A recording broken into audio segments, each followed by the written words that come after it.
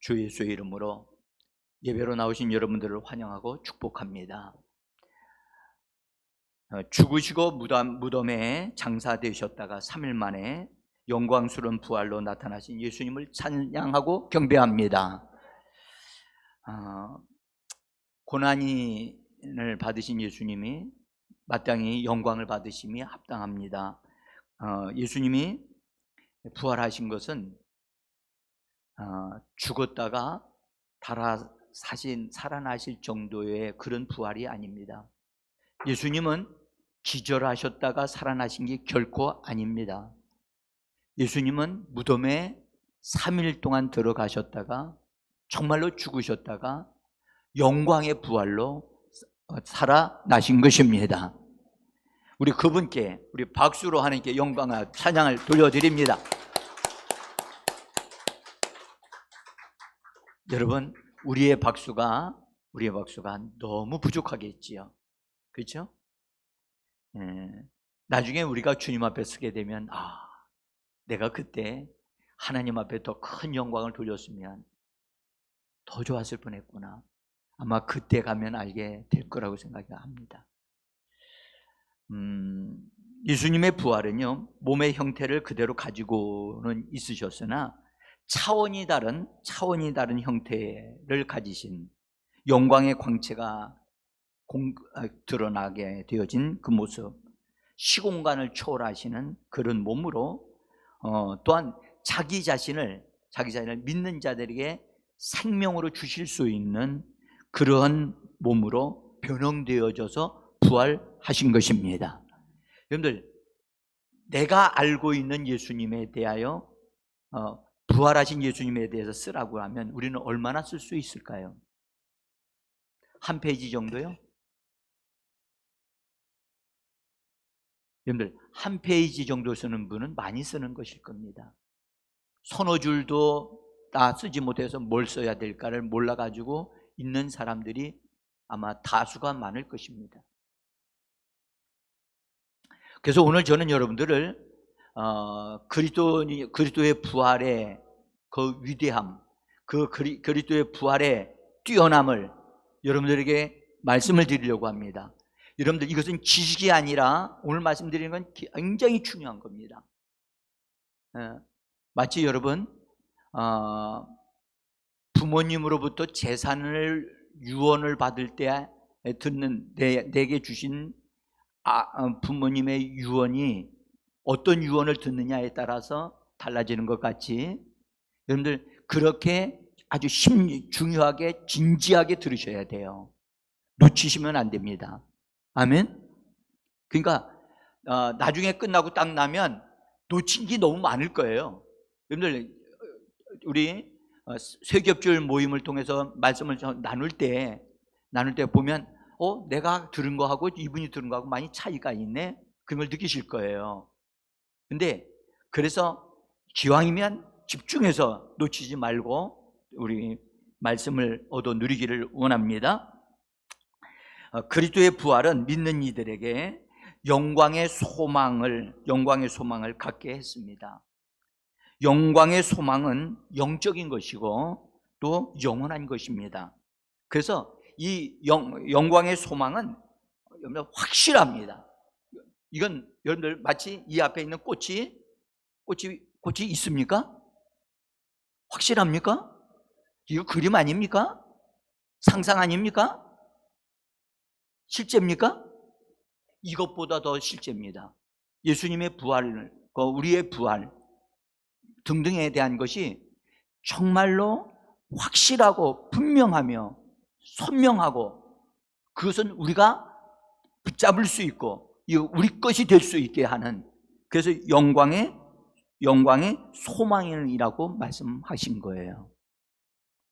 세상 사람들은 희망을 가지고 살아가지만 성도들은 소망을 가지고 살아갑니다. 희망과 소망은 같은 것이 아닙니다. 전혀 차원이 다릅니다. 그런데 많은 사람들이 마치 세상 사람들과 같은 동일한 우리가 그런 희망을 가지고 사는 그리스도인들인 줄 착각합니다. 다릅니다. 희망은 자신이 바라는 것, 원하는 것을 얻는 것이라면 희망은, 그 다음에 소망은 약속에 근거하여 믿음으로 우리 것이 되게 하는 그것이 소망입니다. 그래서 소망은 영적인 것이고 희망은 혼적인 것입니다. 희망은 혼의 생각으로부터 나오는 것이라면 소망은 영으로부터 주어지는 것입니다. 많은 분들이 이 부분에 대해서 그냥 같은 것으로 여긴단 말이에요. 같은 것으로. 그렇지 않습니다. 희망은 자기 중심적인 미래상이라고 한다면 소망은 믿는 바 미래에 우리가 얻어야 할 영적인 것입니다. 희망은 여러분 대체가 가능합니다. 대체가 가능하지만 소망은 대체가 불가능합니다. 이 말이 무슨 뜻이냐? 여러분들, 희망을 잃어버린 사람은 다른 것으로 그걸 바꿀 수가 있어요. 생각으로부터 나온 거기 때문에 그걸 바꿀 수가 있어요. 얼마든지 이 땅에 있는 걸 대체할 수 있어요. 국회의원이 되는 게 그의 희망이다 라고 볼 수 있어요. 근데 안 될 수 있어요. 안 되죠. 그럼 다른 것으로 바꿀 수 있어요. 그래서 희망은 대체가 가능하지만 소망은 대체가 불가능합니다. 그래서 여러분들, 희망을 잃은 사람은 다른 희망으로 쉽게 바꿔 놓을 수 있고 그것을 가지고자 하면 됩니다. 그러나 소망을 잃은 사람은 삶에 대한 애착을 포기하게 되어집니다. 하나님이 주시는 소망을 가진 사람은 절대 굴절하지 않습니다. 그러나 희망을 가진 사람은 굴절할 수 있습니다. 그래서 희망으로 사는 사람과 소망으로 사는 사람은 삶의 질이 다릅니다. 옆에 있는 분들과 옆에 인사하시면 희망과 소망 중에 무엇으로 삽니까? 한번 물어보세요. 물어보세요, 옆에 계신 분들한테. 응? 대답을 하나도 안 하고 묻기만 하죠. 그럼 뭐라고 대답해요? 소망이라고 대답하시죠? 솔직히 여러분들 이 자리에 오시기 전까지 희망과 소망이 똑같다고 생각하지 않았습니까? 네? 그래서 희망을 wish라고 하고 소망을 hope이라고 하는 거예요. hope. 희망은 될 가능성에 기대하는 것이라면 소망은 반드시 성취되는 확실한 것이에요. 우리 주님은 우리에게 대체되어질 수 있는 것을 주시는 분이 아니시고 영원한 그것을 우리에게 주시기를 원하시는 겁니다. 그래서 산 소망이라고 말씀하셨어요. 그래서 그리스도의 부활은 성도들에게 영원한 산 소망인 줄 믿습니다. 우리에게는 예수 그리스도를 믿는다면 산 소망이 있는 사람임을 분명하게 아셔야 돼요. 그래서 오늘 이 부분을 우리가 같이 깊이 좀 나누기를 원합니다.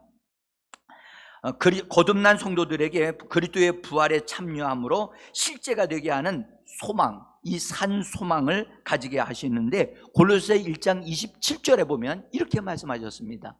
같이 읽어볼까요? 하나님이 그들로 하여금 이 비밀의 영광이 이방인 가운데 얼마나 풍성한지를 알게 하려 하심이라. 이 비밀은 너희 안에 계신 그리스도이시니 곧 영광의 소망이라. 우리 한번 말해요. 영광의 소망이라. 영광의 소망이란 말을 여러분들 우리는 얼마만큼 사용하고 있나요? 나는 내가 내 입으로 영광의 소망이란 말을 진짜 할 줄 아는가? 응?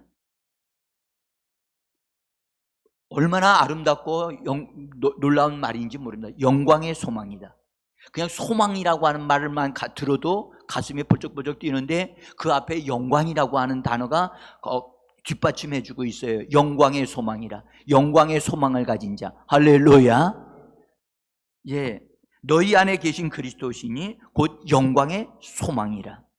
그래서 그리스도 예수를 마음에 모셔드린 사람은 영광의 소망을 소유하고 있는 자인 것입니다. 그래서 소망이 없다고 말하는 사람은 예수가 없다고 말하는 사람과 같은 것입니다. 응? 더구나 우리에게 소망을 주시되 영광의 소망이요 부활의 영광의 소망인 줄 믿습니다. 부활절날 여러분들 부활에 관한 깊은 은혜를 우리가 받아야 할 줄 믿습니다.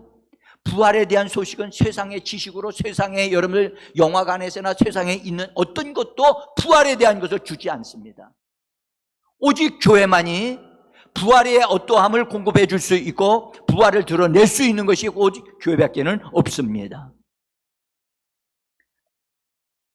자, 그래서 영광의 소망이라고 말씀하시기 때문에 영광의 소망을 가지게 되어지면 현재의 고난도 우리가 넉넉히 이기게 되는 줄 믿습니다. 왜냐하면 영광의 소망이 있게 되어지면 그 모든 것을 이길 수 있는 에너지를 가지게 되거든요. 응? 소망이 없게 되어지면 삶에 살아야 할 의미가 없는 거예요. 그래서 살 소망이 없는 사람으로 딱 자기가 되어지면 그 사람은 더 이상 내가 이 땅에 존재할 이유가 없다라고 생각하게 돼요.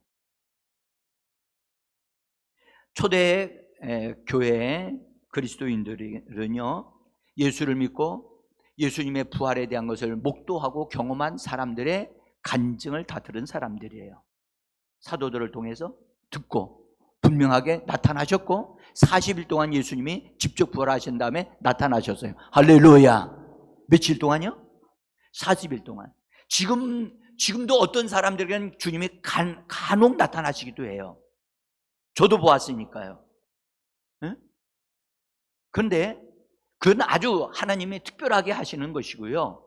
초대교회 때 약 40일 동안은 거의 제자들에게 나타나셔서 그분 제자들을 가르치시고 그들을 도와주셨고, 그래서 부활의 소망을 가지게 됐어요. 그러면서 그들은 죽음도 핍박도 고난도 전혀 두려워하지 않는 자들이 됐어요. 응? 심지어 고난이 오면 이 고난으로 인해서 내가 하나님의 영광에 참여하는 자가 될 것이다 라고 하는 아주 더 강력한 믿음을 가지는 자들이 되어져서 고난을 두려워하지 않는 거예요. 감옥에 들어가는 거 두려워하지 않고 죽음도 두려워하지 않는 거예요. 왜요? 죽는다면 영광에 참여하게 되어질 것이라고 그들은 믿은 거예요. 왜냐하면 그들은 영광의 소망이 뭔지를 그들은 분명히 알고 있거든요. 따라합시다. 영광의 소망. 이건 우리 그리스도인들에게 있어 반드시 이 말은 여러분들 아주 마음에 새겨져야 되고 입에서 이런 말들이 막 저절로 흘러나와야 돼요.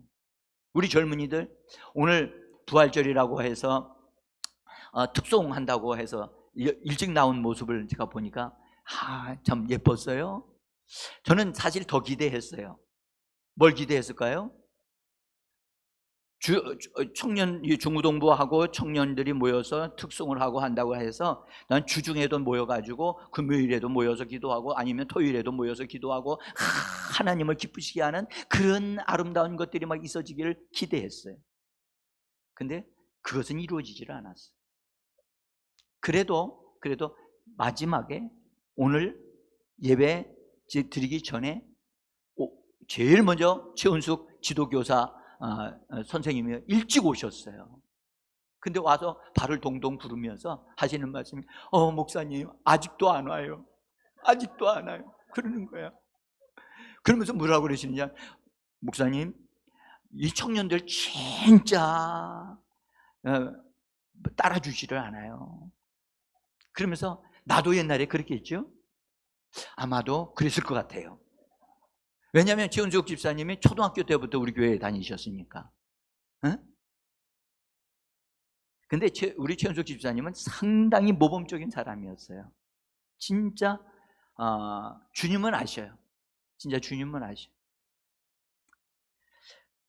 우리 청년들 여러분들 지금 젊었을 때 하나님 앞에 헌신하고 하나님의 영에 사로잡히고 영광의 소망에 딱 사로잡히게 되어지면 세상 절대로 여러분 두려워하지 않고 어떤 일도 당당하게 이기는 자들이 되어질 수 있습니다. 여러분들 세상이 감당치 못하는 사람들이 될 수 있거든요. 여러분들 지극히 여러분들 세상에 직업을 갖고 어떤 일을 갖든 그것을 위해서 목매어 살려고 하지 말고 주님에게 부활하신 주님에게 붙잡혀 산다기만 한다면 여러분들은 큰 사람이 되어질 수 있습니다. 응? 그래서 도전하는 것이 보여야 되는데 도전이 지금 안 보이는 것 같아요. 응? 주중에 어떤 일을 한다, 여러분 그런 놀라운 예배를 드리고자 한다면요, 딱 계획을 세워서 주중에 하나님 앞에서 나와가지고 기도하고 준비하고 연습하고 또 연습하고. 여러분들 그 야구 선수들이나 유명한 여러분들 아나운서들이나 뭔가를 하려고 하면 그 한 가지를 해내기 위해서 얼마나 여러분들 연습하는지 아십니까?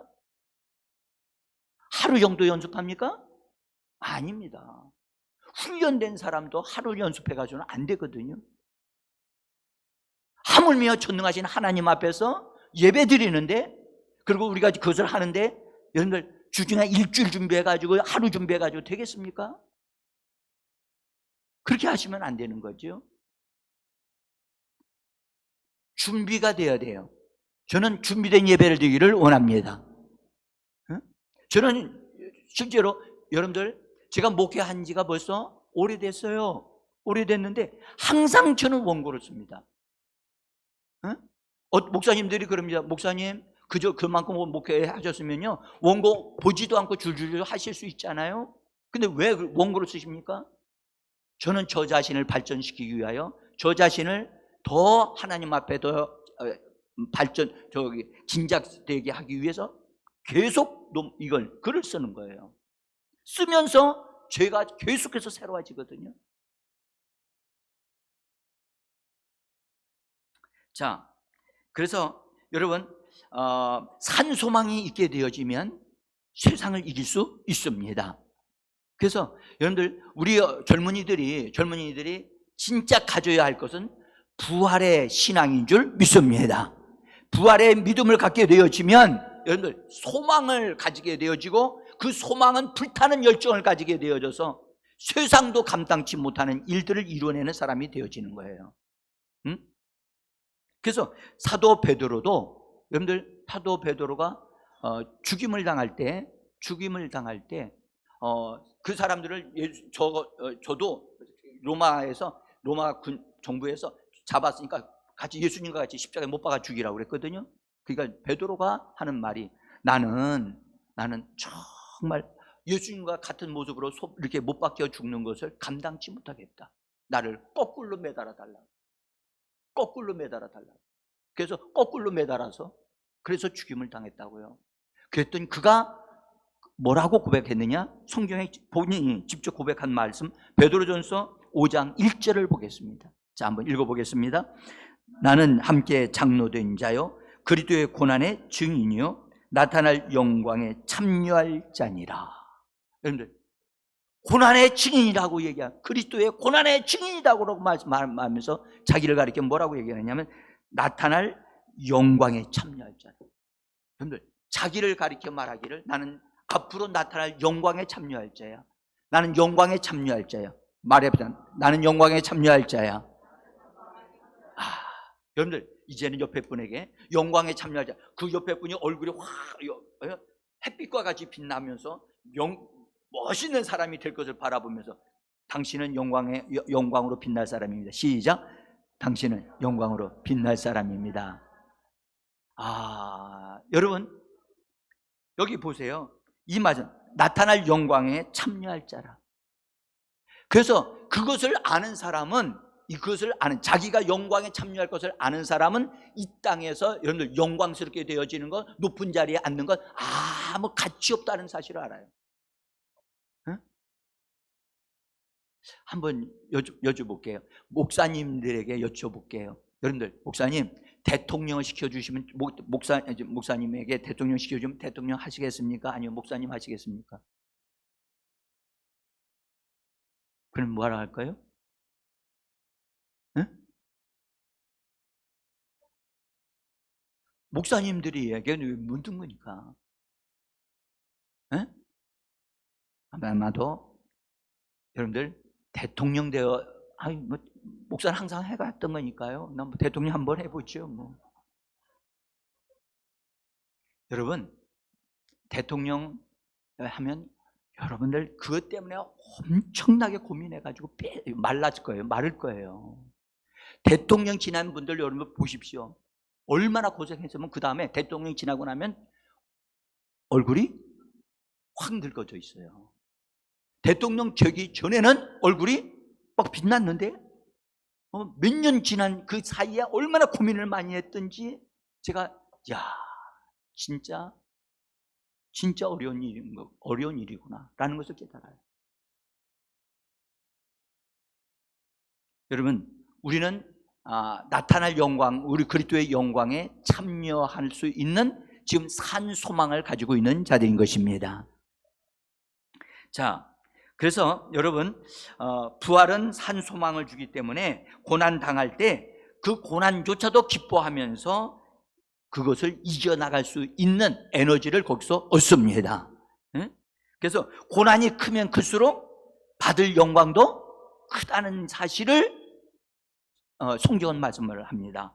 그래서 고난이 왔을 때 그것을 벗어나려고 하지 않고 기꺼이 그 고난을 통과하려고 하고, 그래서 그 고난을 통해서 자기 자신을 다듬어서 더 하나님께서 이름받는 사람이 되고자 한단 말이죠. 그래서 사도 바울은요, 현재의 고난에 대해서 그는 뭐라고 말씀하셨느냐 하면 로마서 8장 18절에서는 이렇게 말씀하셨어요. 같이 한번 읽어봅니다. 생각하건대 현재의 고난은 장차 우리에게 나타날 영광과 비교할 수 없도다. 17절, 우리가 그리스도와 함께 영광을 받기 위하여 고난도 함께 받아야 할 것이니라. 그래서 고난을 절대 피하여 가지 않는다고 얘기한단 말이죠. 그래서 지금 여러분들 개인적으로 가정적으로나 지금 현재 어떤 문제가 있고 힘든 어떤 일이 있어요. 이걸 왜 나에게 이런 문제가 있느냐라고 생각하실지도 몰라요. 그러나 여러분 담대하시길 바랍니다. 그것은 반드시 여러분들이 기도로 믿음으로 해결할 수 있는 줄 믿으시기를 바랍니다. 해결할 수 있는 문제는 하나님이 우리에게 허락지 않습니다. 그래서 우리가 그리스도와 함께 영광을 받기 위해서 고난도 함께 이 땅에서 받아야 된다는 사실도 기억하셔야만 합니다. 그래서 고난이 우리를 더 큰 사람으로 만들어갈 수 있는 것입니다. 자, 그리스도의 부활은 하늘에 간직한 것들, 하늘의 것들을 우리에게 실제가 되게 하는 산 소망을 가지게 한다는 거예요. 여러분들 이 말씀 잘 듣고 기억하셔야 되는데, 보세요. 하늘에 있는 것들, 오늘 사도 베드로는 우리에게 뭐라냐, 하늘에 간직하신 것이라고 4절에서 말씀하셨어요. 하늘에 간직하신 것이라. 그래서 하늘에 간직한 것, 하늘에 있는 것들을 우리가 지금 이 땅에서 몸을 가지고 살 동안 그것을 나의 실제가 되어지게, 나에게 실제가 되어지도록 할 수 있는 산 소망을 우리에게 주신 겁니다. 자, 한번 보죠. 베드로전서 1장 3절에 보면 이렇게 말씀하셨습니다. 우리 주 예수 그리스도의 아버지 하나님을 찬송하리로다. 같이 읽습니다. 그의 많으신 궁을대로 예수 그리스도를 죽은 자 가운데서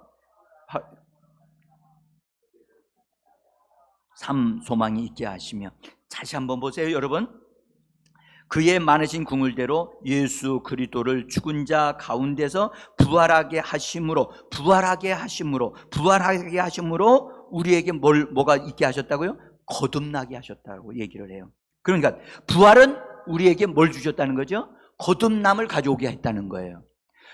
그러니까 부활은 거듭남을 우리에게 가져오도록 거듭남을 산출했고 우리가 거듭남을 갖게 되어졌다는 거예요. 여러분들 이 말이 굉장히 중요합니다.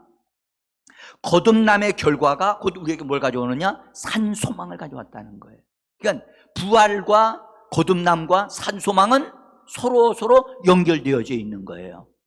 그래서 부활은 거듭남을 가져오고 거듭남의 결과 산 소망이 있게 했다는 거예요. 그래서 우리 예수 그리스도의 부활이 없다면 우리에게는 거듭남도 없으며 우리에게는 산 소망도 없는 것입니다. 예수님이 부활하셨기 때문에 우리에게 거듭남이 주어졌고, 예수를 믿음으로 거듭나 하나님을 아바 아버지라 부르짖고 성령을 받는 사람들이 되게 하셨고, 그래서 산 소망이 있게 하셨다는 것입니다. 할렐루야. 자, 여기에는요, 이 말씀 속에는 아주 큰 비밀이 들어있어요. 예수님의 부활, 여러분들 우리는 단지 예수님의 부활을 저 무덤에 들어가셨다가 3일 만에 거기에 갇혀 있다가 예수님이 나오셨다, 그렇게만 보신다면 예수님의 부활을 단순하게만 보신 거예요. 절대 예수님은 3일 만에 부활하실 때는 들어가실 때에 된 몸을 가지고 다시 나오긴 하셨으나 전혀 다른 차원의 몸으로 나오셨다는 것을 아셔야 돼요. 그래서 그것에 대해서 로마서 1장 4절에서 사도 바울을 통하여 우리에게 말씀을 하셨는데, 이렇게 말씀하셨어요. 같이 한번, 성결의 영으로는 죽은 자들 가운데서 부활하사 능력으로 하나님의 아들로 인정되셨으니 곧 우리 주 예수 그리스도시니라. 읽어보니까 이해는 되는 것 같은데 뭔가가 좀 딱 이해가 되지 않는 어떤 것이 있는 것 같아요. 자, 성결의 영으로는, 성결하게 하시는, 이거 성결하다면 깨끗할 뿐만 아니라 거룩해지는 것을 성결이라고 합니다. 성결하게 되어지는 것은 죽은 자들 가운데서 부활하셨다는 거예요. 부활을 통하여 그분은 성결의 모습을 가지시는 분으로서 인정되시는 분이 되셨는데, 그 다음에 능력으로 하나님의 아들로 인정되셨다는 이 말씀을 하세요. 자, 한번 여기서 여러분들 우리가 이해할 것 같지만 우리는 이 말씀을 좀 기억하셔야 돼요. 이 말씀은 우리가요, 부활에 대한 아주 확고한 믿음을 가질 수 있는 그러한 말씀의 근거가, 말씀이 되어지는데 아주 중요한 말씀입니다. 자, 여러분들 성경은 예수님이 다윗의 아들로 이 땅에 태어났고 다윗의 후손이라고 말씀을 우리가 들었어요. 그 분명히 다윗의 후손인 마리아, 처녀 마리아를 통해서 이 땅에 태어나셨어요. 그래서 태어나긴 태어나셨는데 남자의 씨를 받지 아니하고 그냥 하나님의 말씀을 받아서 여인의 몸을 통해서 태어나신 분이 되신 거예요. 그래서 예수님은 여인의 후손이에요. 아멘? 우리 한번 말해보자. 여인의 후손. 그러면 여러분들, 예수님은 여인의 후손이기 때문에 남자의 씨를 받지를 않았어요. 하나님의 말씀을 통해서 잉태가 되신 분이에요. 그런데 예수님이 이 땅에 태어나셨다는 말은 우리와 같은 몸을 가지셨다는 말이에요. 그렇죠? 사람의 몸을 가지셨는데 그분의 몸은 남자의 씨로 인한 것이 아니기 때문에 남자의 흐름을 받아들이지를 않았다는 거예요. 그 말은 무슨 말이냐면 죄 없는 몸을 가지셨다는 말이에요. 죄 없는 몸. 여러분들, 우리는 다 부모로부터 태어났어요. 그렇죠? 근데 우리를 이렇게 태어나서 아들로 딸로 태어나게 하신 것은 아빠, 엄마, 특별히 아빠의 씨를 통해서 우리가 태어난 거예요. 응? 그래서 우리는 남자의 후손이에요, 육신으로는. 그러나 여러분들, 우리가 여기서 알 것은 거듭난 우리의 영은 여자의 후손을 통해서 거듭난 줄 믿으셔야만 합니다. 자, 그래서 예수님이 육신을 입으셨을 때는 죄 없는 인성을, 사람의 몸을 입으셔서 그분은 죄가 없으셨어요. 죄도 없고 죄를 알지도 못하시고 죄를 범한 적도 없고 거짓말을 한 적도 없고 그분은 아주 정말로 흠이 없는 분이셨어요. 그런데 그런 분이 이 육신을 가지고 이 땅에서 삶을 사시다가 죽으셨어요. 뭐가 죽은 거죠? 그분의 영혼이 죽은 건가요? 아니면 육신이 죽은 건가요? 영혼은 하나님의 아들이에요. 하나님의 아들은 죽으실 수 없어요. 근데 육신이 죽었단 말이에요. 분명히 죽었어요. 육신을 가졌기 때문에 죽으실 수 있거든요. 그런데 왜 죽으셨느냐? 우리를 대신하여 우리의 죄와 이 사망을 다 짊어지고 가실 수 있는 몸을 가지셨기 때문에 그것을 정리를 하시기 위하여 대신 대가를 지불하신 거예요. 그러면 그 다음에 예수님이 부활하셨다. 자, 부활하신 것은 잘 들어보세요.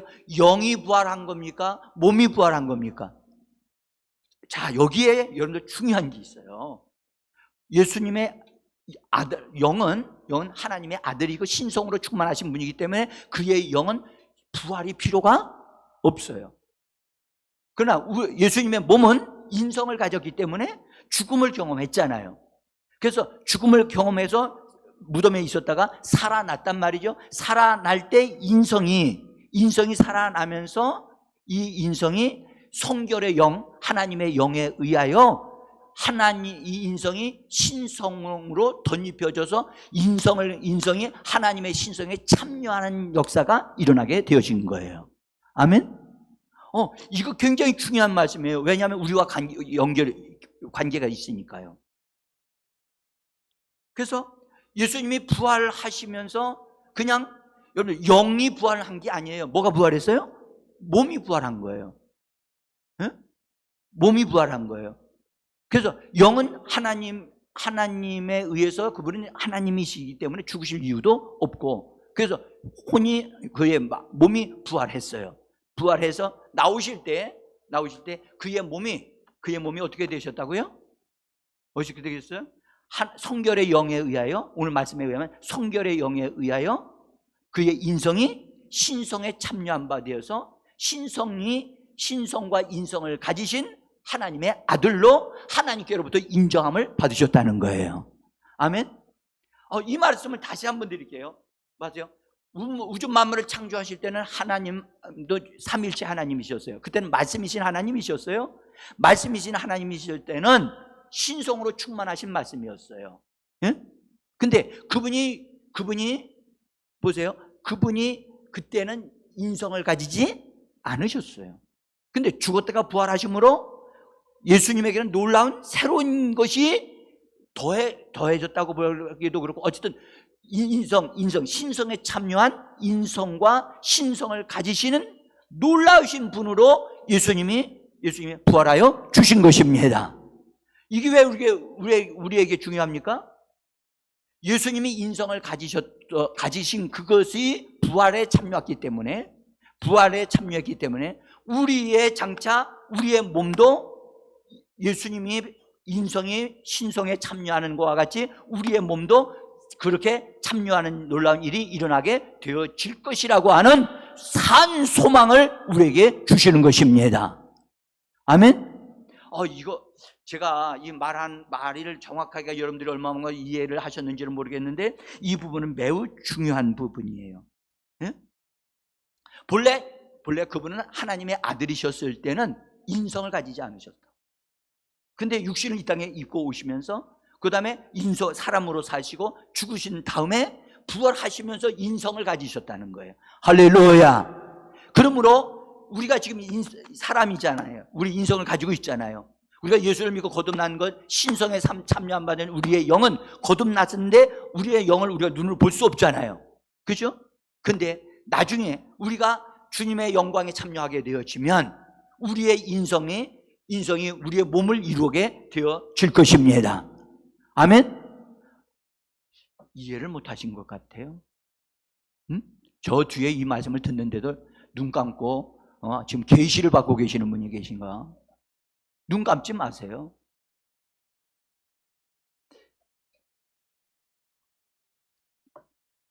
하나님이요, 이 아들 영광에 참여한 이 인성을 가지신 하나님의 아들을 얻기를 얼마나 원했느냐.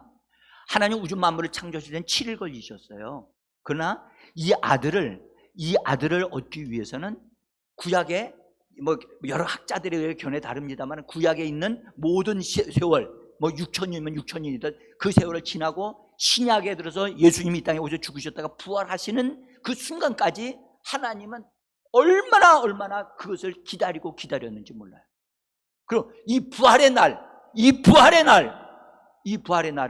기다리셨단 말이에요. 자, 한번 시편 118편에 보면 118편의 24절이에요. 같이 읽어봅니다.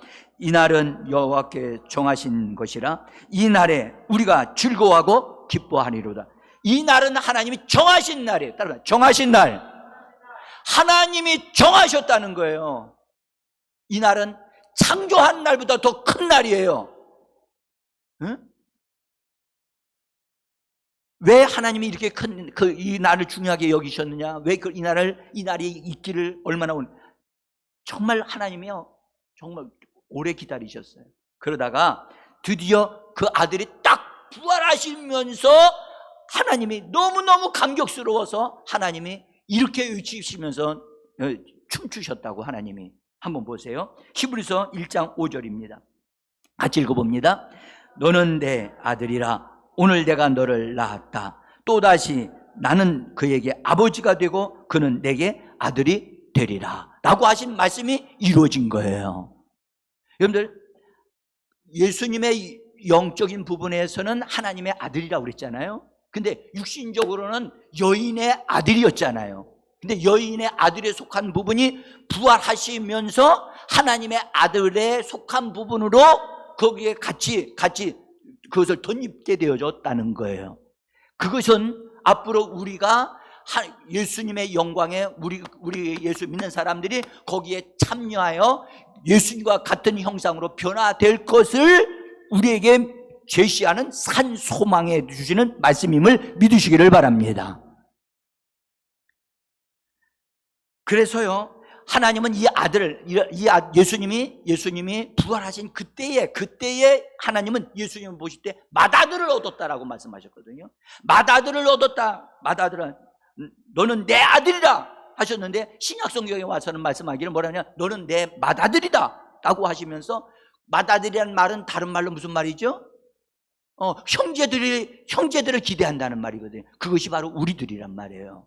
자, 한번 로마서 8장 29절을 읽어보겠습니다. 하나님께서 미리 아신 사람들을 그분의 아들과 같은 형상을 이루게 하시려고 또한 미리 정하셨습니다. 그것은 그분의 아들을 많은 형제들 가운데서 맏아들이 되게 하시려는 것입니다. 그러니까 맏아들로 얻으셔서 하나님이 기뻐하셨을 뿐만 아니라 그 다음에 그 예수님을 본받아서 아들들이 될 사람들, 그들이 누굽니까? 우리 여기 계신 분들이에요. 아멘. 우리들도 장차 예수 그리스도와 같은 형상으로 본받아져서 하나님의 기쁨이 되어질 줄 믿습니다. 여러분, 우리 이 땅에서 육신을 가지고 살다가 죽으면 어떻게 될지 모르는 그런 존재들이 아니라는 거예요. 우리는 소망이 있어요.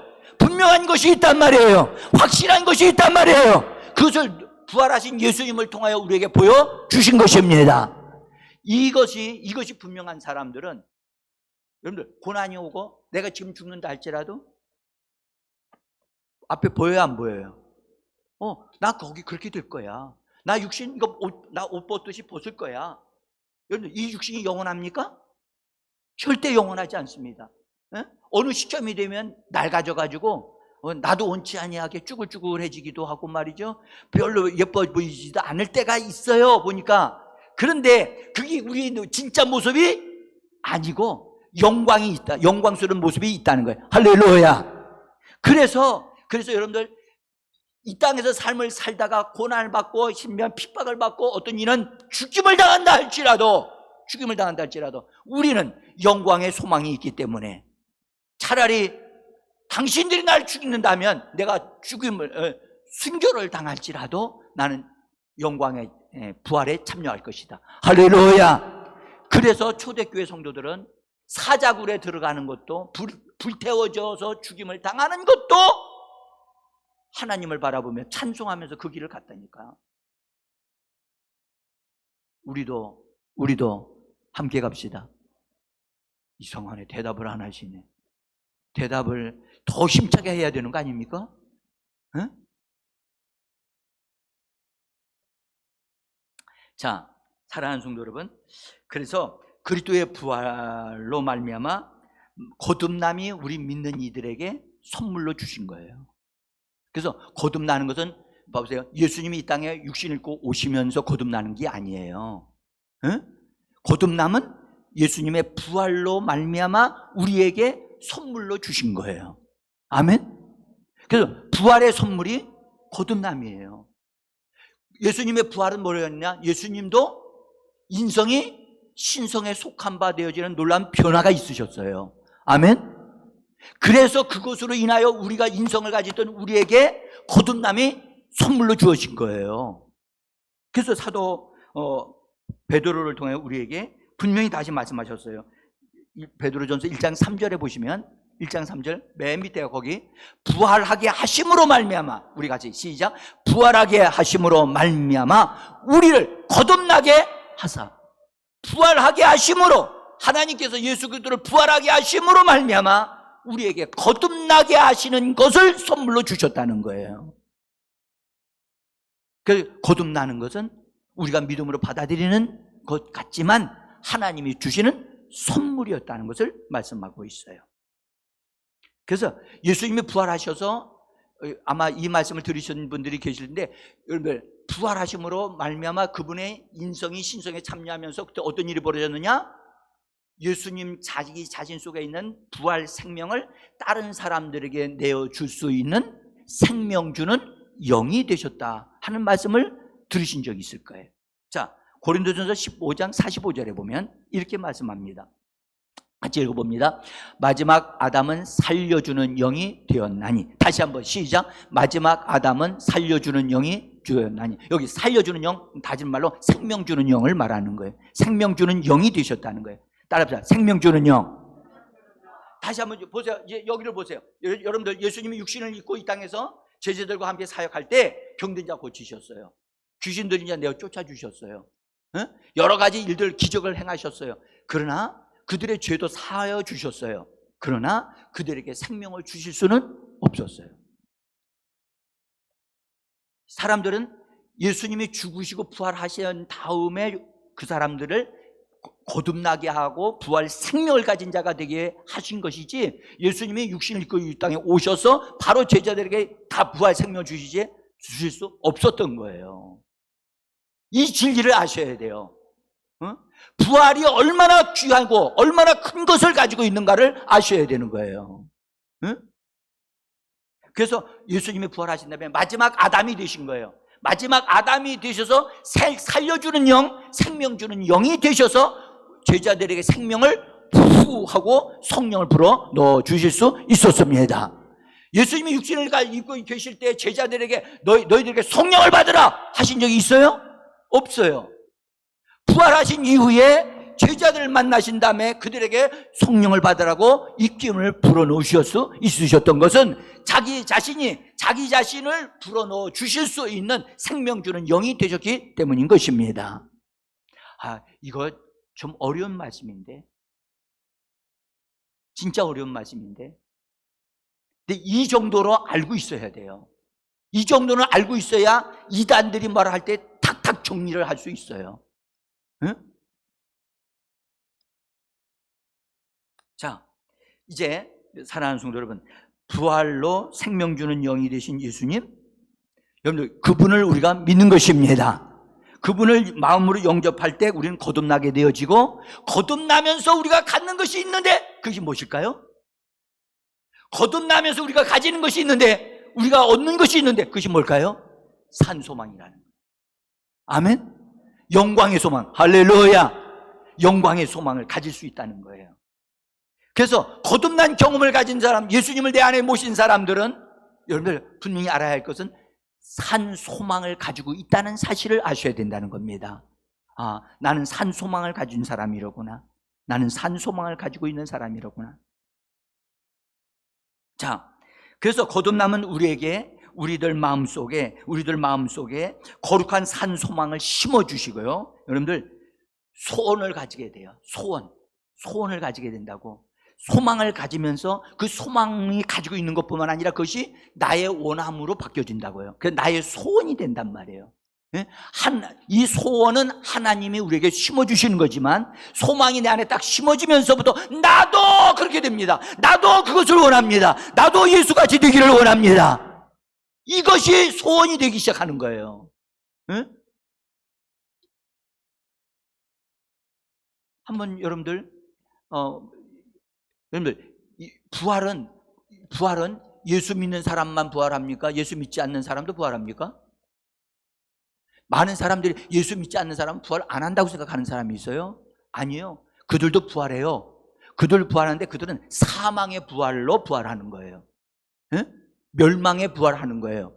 우리는 산 소망을 통해서 부활하는 것입니다. 달라요. 다르다고. 응?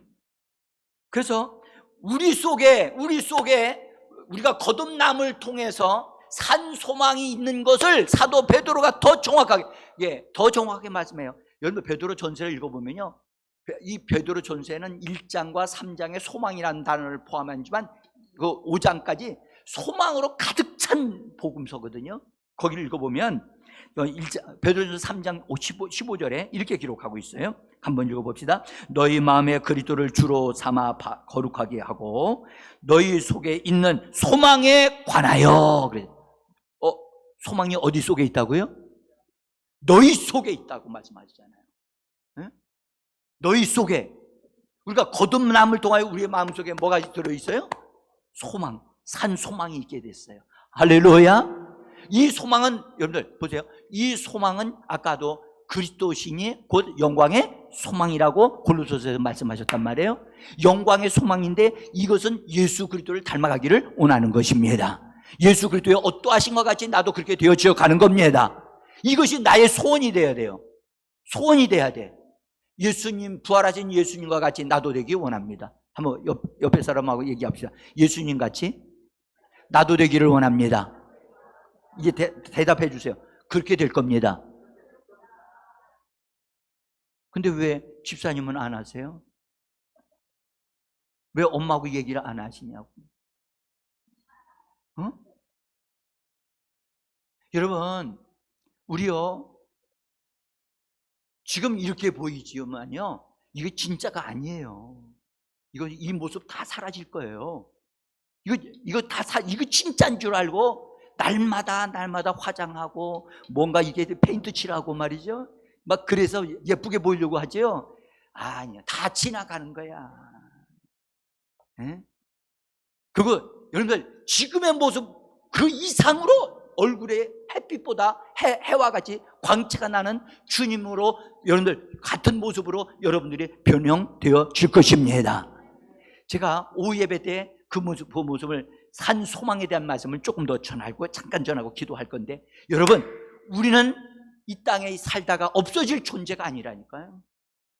영원히 살 존재예요. 할렐루야. 항구적인 존재란 말이에요. 그런데 어떤 사람은 영광이 조금은 나타나는 사람이 있고, 어떤 사람은 그래서 감히 쳐다도 볼 수 없는 상태의 영광에 참여하는 사람이 있을 거예요. 여러분들 하늘을 쳐다보면, 여러분들 별들마다 빛이 같아요, 달라요? 아주 있긴 있는데 아무것도 아닌 것 빛이 안 보여. 근데 어떤 것은 좀 환하게 보이고, 여러분 달은 어떻습니까? 더 크게 보이죠? 나는 여러분들에게 말씀드립니다. 여러분들이 받을 영광은 여러분들 이 땅에서 우리가 신앙생활을 어떻게 하느냐에 결정되어 있습니다.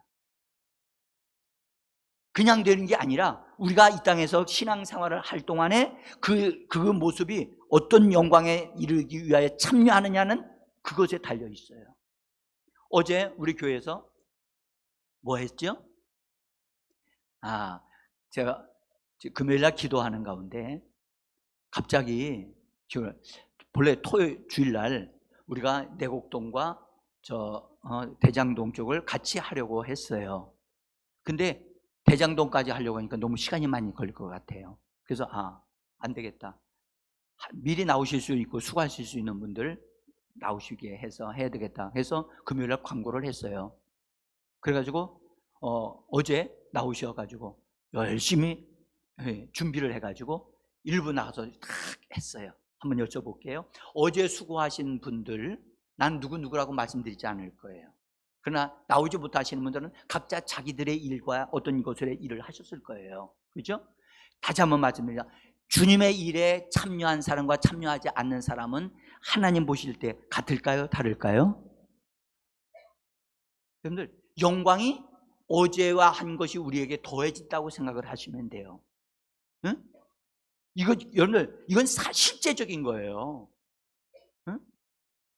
그러면 내가 교회 교회를 위하여 남은 고난을 내 몸에 채우겠다고 사도 바울은 얘기했거든요. 교회에서 하는 일에 참여하는 것은 주님의 몸의 일에 참여하는 거예요. 할렐루야. 그래서 교회가 하는 일에 있으면, 할 수만 있으면 최선을 다하여, 아니 세상 것에 손해를 본다 할지라도 하나님의 일에 참여하셔야만 돼요. 응? 우리는 바라만 보는 자가 되면 안 됩니다. 우리 교회 표어가 뭐예요? 응? 여러분들, 영광에 참여할 수 있는 기회가 왔을 때 뭐 하라? 안 들리는데, 왜 못한 사람들이 입이 벙어리가 됐나? 응? 하나님의 영광에 참여할 수 있는 그 길이 열렸을 때 머무적거리지 말고, 뒤로 물러나지 말고 뭐 하라고요? 침노하라는 거예요. 따로 침노하자. 침노하는 자가 빼앗습니다. 제가 감사한 것은, 정말 내가 이런 말 잘 하지 않는데, 우리 김희정 전도사님, 제가요 어제 교육자들 회의에서도 얘기했어요. 정말 감사하게, 정말 감사함을 말씀드려요. 얼마나 힘드신데, 힘드신 몸을 가지고, 우리 김희정 전도사님은 영광을 아시는 분이에요.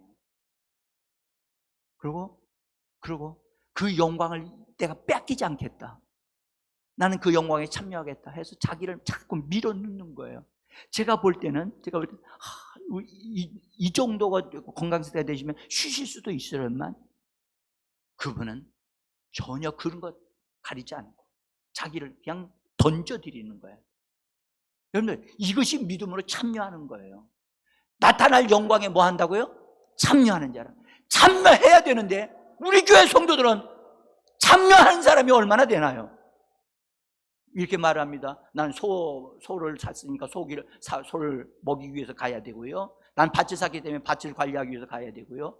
이거 하기 때문에 이거 해고, 저거 하면 저거 하기 때문에 나는 할 수가 없어요. 할 수가 없어도요, 우리 교회에서는 그것을 해내요. 해낸다고.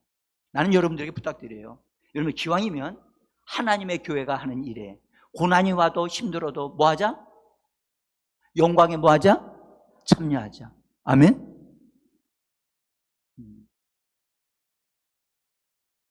여러분, 다 자기 일에는 바빠요. 근데 하나님의 교회의 일들을, 오래간만에 어떤 일들을 할 때는 여러분들, 교회가 일을 하구나, 이것이 나에게 주어지는 기회다 하고 참여해 하셔야죠. 오늘도 우리가 예배 마치고 나면 우리 뭐예요? 결안 가지고 나가서 나눠 드릴 거예요. 나는 여러분들에게 즐거움으로, 지금 주님이 보신다고요. 그래서 이 보실 때 정말 잘했다 칭찬받는 저와 여러분들이 되어지기를 원합니다. 사랑하는 성도 여러분, 부활은 우리에게 산 소망을 가지게 합니다. 이 산 소망을 어떻게 나에게 가지게 하는가를 이따 오후 예배 때 잠깐 말씀을 드릴게요. 그래서 함께 은혜를 받고 정말 영광의 사람이 되어지기를 간절히 원합니다.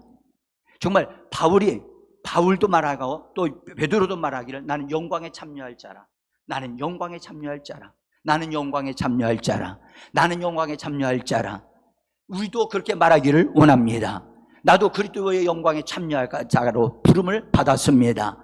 여러분들, 이것을 부름을 받았으면 우리가 그런 기회가 있으면 나 자신을 밀어 넣으셔서 하나님의 영광에 동참하는 저와 여러분들이 되기를 예수 이름으로 축복합니다.